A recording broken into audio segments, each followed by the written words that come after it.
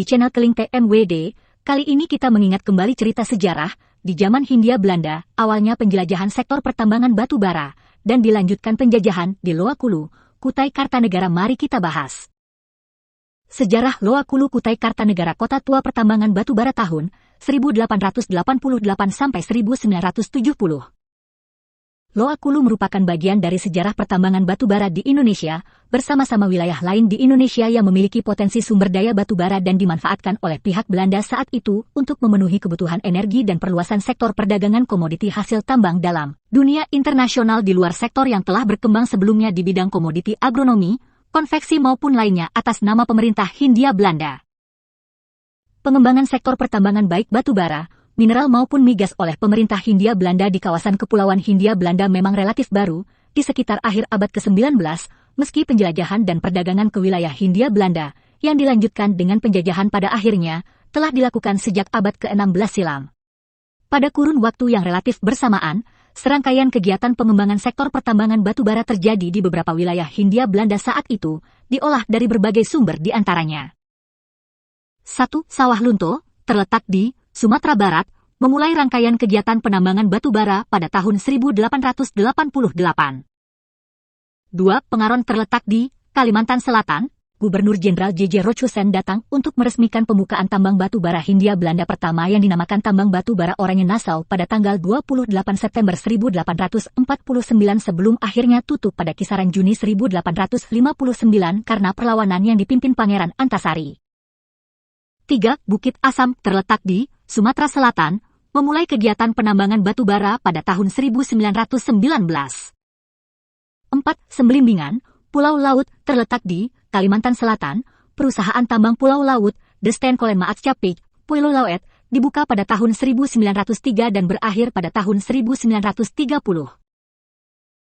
Teluk Bayur, Berau, terletak di Kalimantan Timur, dengan perusahaan Steenkolen Maatschappij Parapatan, SMP, dibuka tahun 1912.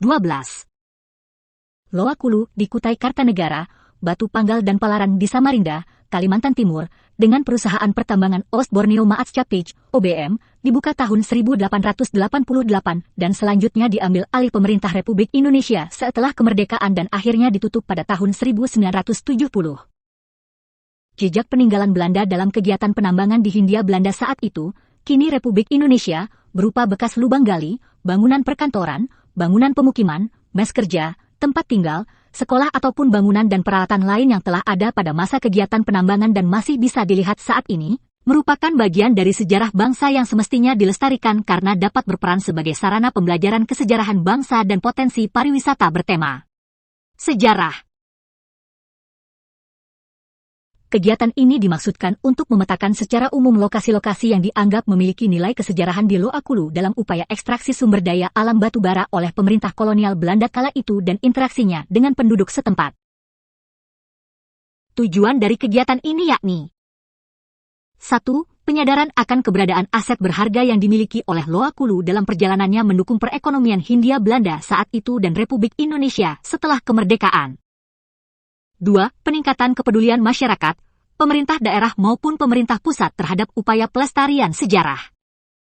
3. Kebudayaan setempat. 4. Adanya perencanaan terpadu pemerintah daerah dan pusat dengan melibatkan masyarakat setempat maupun institusi perguruan tinggi terhadap pengembangan daerah Loakulu sebagai kawasan wisata terpadu untuk pertanian, perikanan, kawasan minapolitan, dan kesejarahan. Loakulu merupakan kecamatan yang terletak sekitar 10 km di sebelah selatan Tenggarong, termasuk dalam Kabupaten Kutai Kartanegara, Provinsi Kalimantan Timur. Loakulu dapat ditempuh dengan darat dari Balikpapan menuju Samarinda, melewati Loa Janan dan Loa Duri sejauh sekitar 145 km dari Balikpapan. Dari Samarinda, berjarak sekitar 30 km melewati Jembatan Mahakam, Loa Janan dan Loa Duri. Geografi, iklim dan kependudukan Loakulu. Berdasarkan informasi yang ada dari Badan Pusat Statistik Kutai Kartanegara dalam Kecamatan Loakulu dalam angka 2012, Kecamatan Loakulu yang mempunyai luas 1045,7 km2 termasuk salah satu kecamatan yang berbatasan langsung dengan Kecamatan Tenggarong yaitu ibu kota Kabupaten Kutai Kartanegara di sebelah utara. Selain Kecamatan Tenggarong dan kecamatan lainnya, kecamatan ini juga berbatasan dengan kabupaten kota lain seperti Kota Samarinda di sebelah timur dan Kabupaten Penajam Pasar Utara di sebelah barat. Pada tahun 2011 ini ada penambahan 3 desa baru, yaitu pemekaran dari Desa Loh Sumber dengan nama Desa Sumbersari, dari Desa Loakulu Kota dengan nama Desa Sepakat dan dari Desa Rempanga dengan nama Desa Jongkang. Sehingga jumlah desa di Kecamatan Loakulu menjadi 15 desa. Dan karena desa-desa tersebut baru terbentuk maka semua yang berhubungan dengan datanya masih tergabung dengan desa induknya.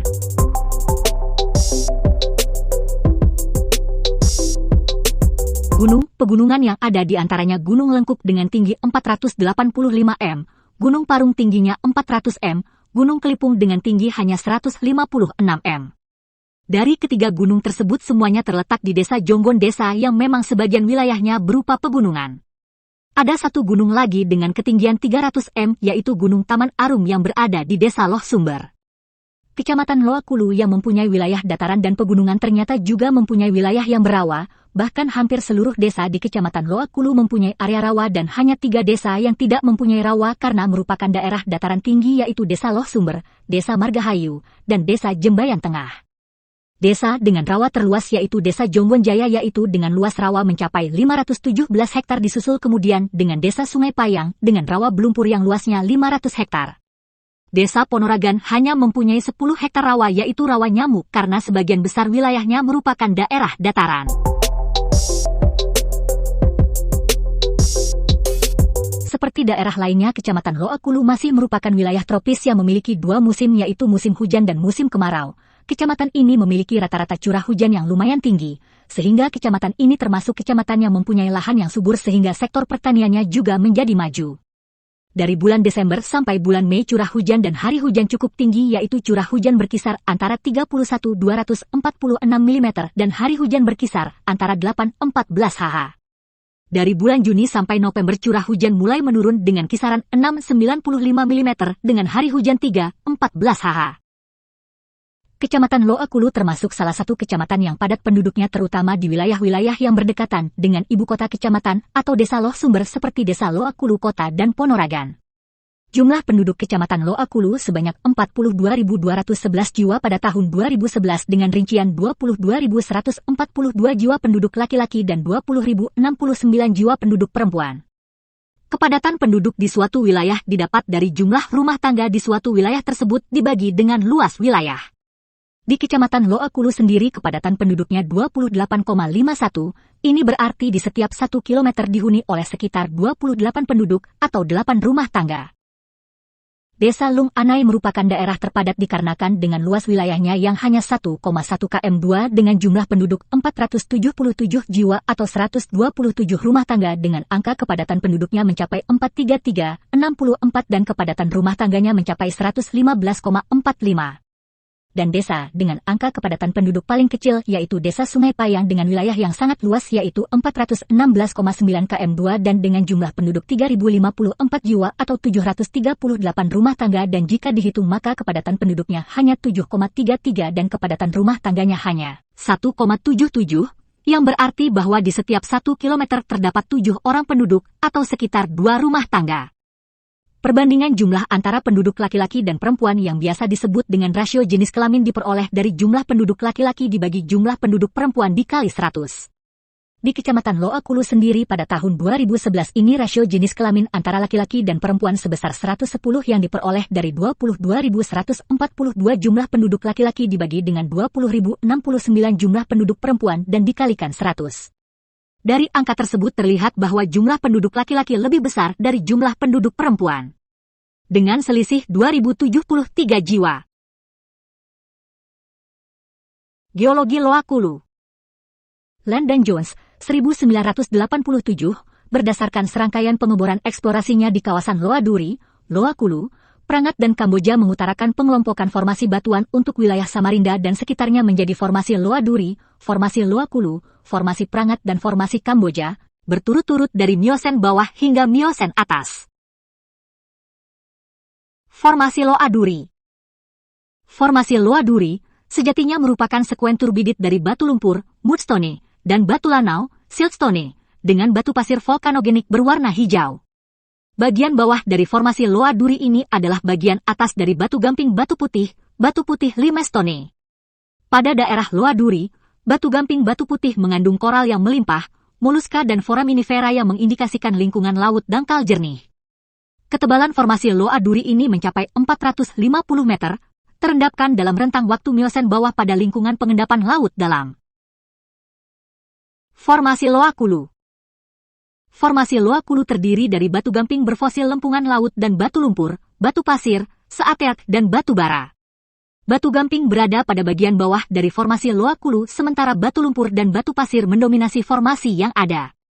Batu bara memiliki ketebalan mencapai pukul 325 m dengan rentang kualitas high volatile C bituminous dan subbituminous A. Ketebalan formasi Loa Kulu ini mencapai 800 meter, terendapkan dalam rentang waktu Miosen bawah pada lingkungan pengendapan laut dangkal. Bangunan sejarah di Kota Tua Loa Kulu, Kutai Kartanegara. Cerita tentang Loa Kulu, Kabupaten Kutai Kartanegara, sebenarnya lebih tepat menyebutnya sebagai kota tua yang meninggalkan sejarah. Di sini ada sisa-sisa bangunan peninggalan Belanda, baik yang ada monumennya maupun yang sudah rusak. Dikulik dari pemberitaan media online, diketahui setidaknya ada 15 bangunan peninggalan masa pemerintahan Belanda maupun Jepang. Kita ingin menata kembali Loa Kulu sebagai kota bersejarah, tutur Camat Loa Kulu, Adriansyah, pada suatu kesempatan berbincang dengan Berita Kaltim. Dimulai dari menata pusat kotanya, yaitu membangun taman di lokasi eks lahan perusahaan PT Kayu Mas, Jalan Hamas Damsi, Desa Sumbersari, Kecamatan Loa Kulu. Di situ akan dilengkapi dengan taman-taman literasi kreatif bermain anak dan pusat kuliner. Kemudian dengan menata kembali bangunan-bangunan bersejarah agar tidak hilang, namun berguna bagi kepentingan wisata. Berikut daftar bangunan bersejarah mulai 1888 di Loa Kulu, Kutai Kartanegara. 1. Kesden 002 Loa Kulu. Sekolah ini dulu bernama Algemene Lager School atau Sekolah Rendah, SR. Dibangun pada 1932, aslinya terdiri dari 7 lokal, berupa 4 bangunan kayu, 3 bangunan beton. Pada 2007, bangunan lama diganti total. Sekolah Algemene Lager School, KLS, alias Sekolah Rendah merupakan nama sekolah ini kala itu. Sekarang menjadi SD Negeri 002 Loa Kulu. 2. Lubang Sumur.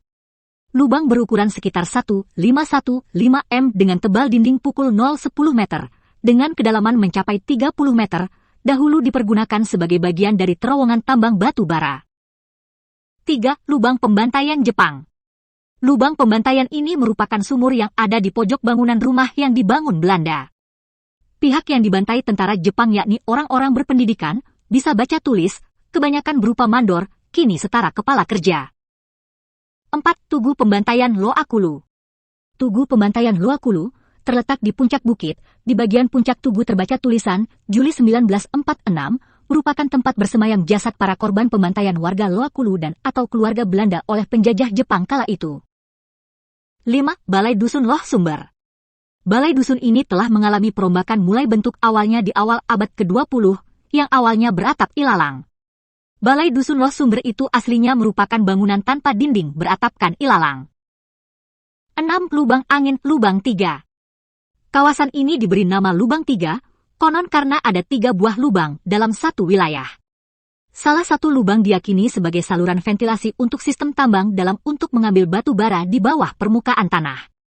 Lubang 3 itu merupakan terowongan batu bara terakhir yang dibangun Belanda. 7. Terowongan Lubang 3. Terowongan ini bersekat sehingga bisa dihitung menjadi 2 terowongan atau 2 lubang dan menggenapi jumlah lubang di kawasan ini menjadi 3 lubang, diyakini salah satu dari sekian mulut tambang yang ada, jalan masuk bagi pekerja pada sistem tambang dalam yang dilakukan saat itu. 8. Kuburan tertua di Loa Kulu. Kuburan ini merupakan kuburan warga yang diyakini tertua di kawasan Loa Kulu dan kini tak lagi difungsikan. 9. Puskesmas Loa Kulu, eks Rumah Sakit Loa Kulu. Rumah sakit pada masa pendudukan Belanda, kini menjadi Puskesmas Loa Kulu. Kamar jenazahnya kini menjadi rumah penduduk. Tempat mandi rumah sakit tersebut besar, dengan bak besar panjang dan para pasien mandi di sana. 10. Kawasan eks Mes Pekerja OBM, Oost Borneo Maat Capik. Lapangan terbuka ini sebelumnya merupakan kawasan yang dijadikan Mes Pekerja OBM, Oost Borneo Maat Capik, terletak tak jauh dari kantor utama yang disebut magazin. Pada 1970-an, kawasan ini digunakan perusahaan kayu PT Kayu Mas.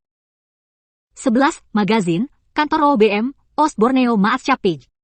Magazin merupakan bangunan Belanda yang pada awalnya digunakan untuk kantor OBM, Oost-Borneo Maatschappij, dan selanjutnya digunakan sebagai kantor penerangan. Dahulu ada papan informasi yang tulisannya, pemberian tahu. Secara umum, kompleks bangunan yang masih ada sampai sekarang terbagi dua bangunan besar. 12. Sisi dermaga kawasan perkantoran OBM, Oost-Borneo Maatschappij. Kawasan ini berada di sebelah selatan perkantoran OBM, digunakan sebagai dermaga oleh Belanda untuk mengangkut batu bara hasil tambang. Di sisi daratnya, bersisian dengan perkantoran OBM, tumpukan-tumpukan batu bara menggunung menunggu diangkut. 13. Gudang dinamit.